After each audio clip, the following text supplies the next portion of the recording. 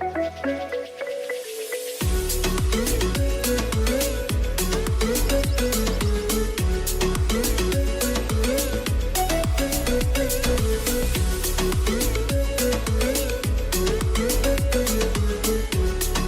everybody, it's Damon Johnson of DJ Realty Solutions. On today's open house, I have a very special guest for you, the man, the myth, the legend, Mr. Paul Asalakis. We're in the middle of purchase season. For those of you who don't know what that is, that's the time where home buyers and sellers are really hitting the market. Things are super crazy. So I'm going to ramble off some questions here and we're going to get started.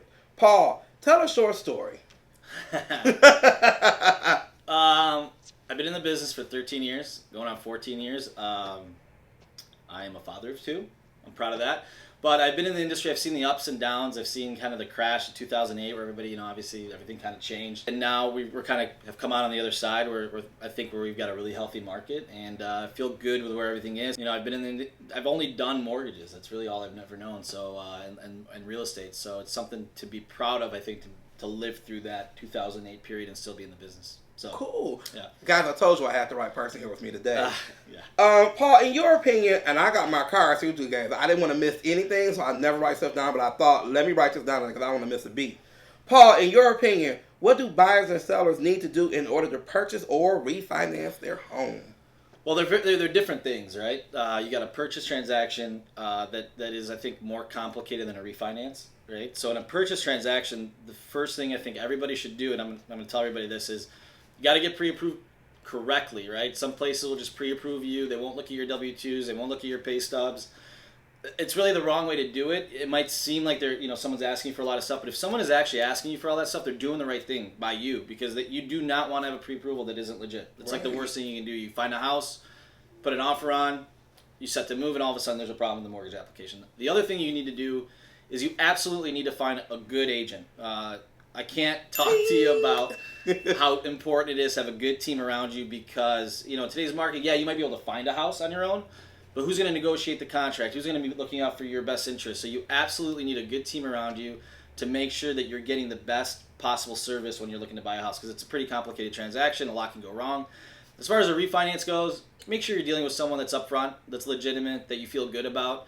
A lot of people, try to look for the lowest interest rate in the market. It's not always the smartest thing in my opinion because there's 40,000 lenders out there. You're going to be able to find an eighth better somewhere, but work with someone that you trust. Paul, tell me about your day. Can you kind of give us a glimpse of what your day, how it starts, how it ends? It's chaos from start to finish. Obviously I'm a father too, so I wake up and I make sure everything's good at home. I wake up early. I think it's important to get your day started early. I mean, if you're going to be successful in anything, getting up early and getting going and getting your day started and getting, some good breakfast in you is really important. I also think it's really important to have a schedule. I don't think, living your life without a schedule makes a lot of sense. So my day is pretty, when I wake up, I look at my calendar, right? And I know that I got this, I got that. I just know what my day looks like, and there's very little deviation from that. And I think to be successful in anything that you do, you have to have a plan. The most important thing for me is having a plan. Okay. At the end of the day. Perfect. Yeah. This is a tough one. All right. I often get calls where people have a down payment and it says $2,000. They have exactly $2,000, and when you tell them this isn't going to be enough, they kind of look at me crazy. Can you kind of expound on that? Of how much does it really cost to purchase a home? It's a really good question. So that's pretty typical. I talk to people every day. They're like, I have the down payment, I'm good, right? You're not good. You've got some other costs, right? You got to pay closing costs for the mortgage. Those could range from anywhere from $1,500 to $2,500 to $3,000, depending on what you're doing.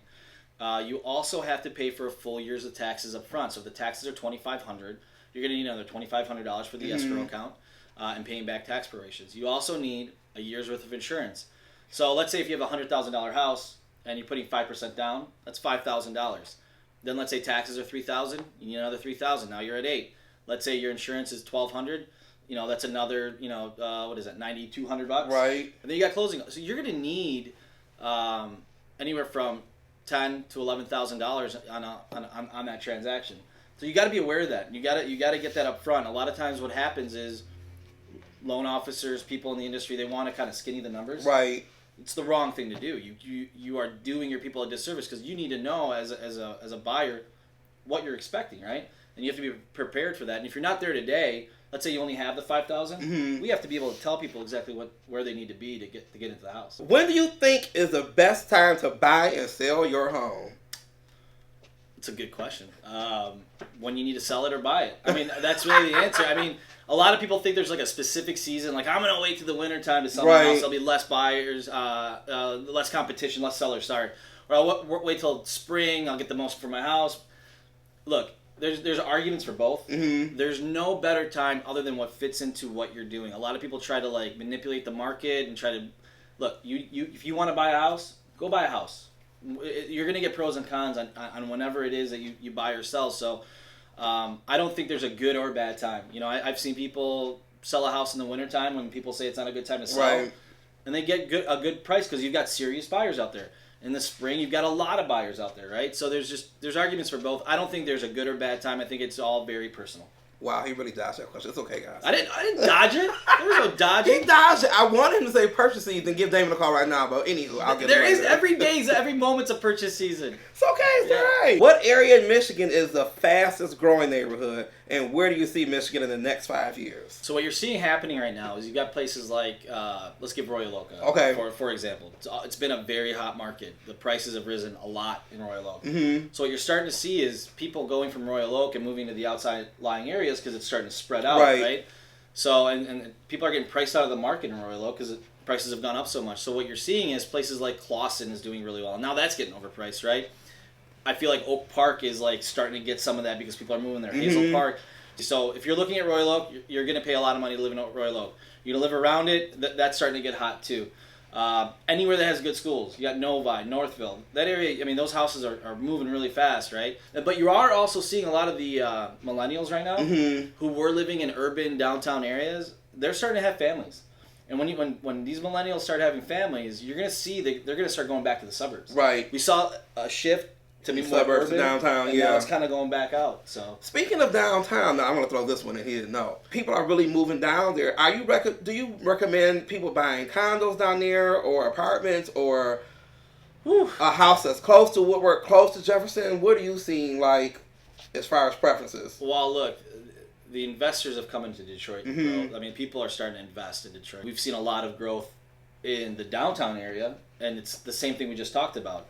That growth is starting to spread. So if you're looking to buy like a good investment, buy a house, buy a home near the area. The only problem is right now with downtown are the city services. Mm-hmm. Those got to get up to par. Yeah, they're not there yet. School systems have to get better, and the police force has to be more robust.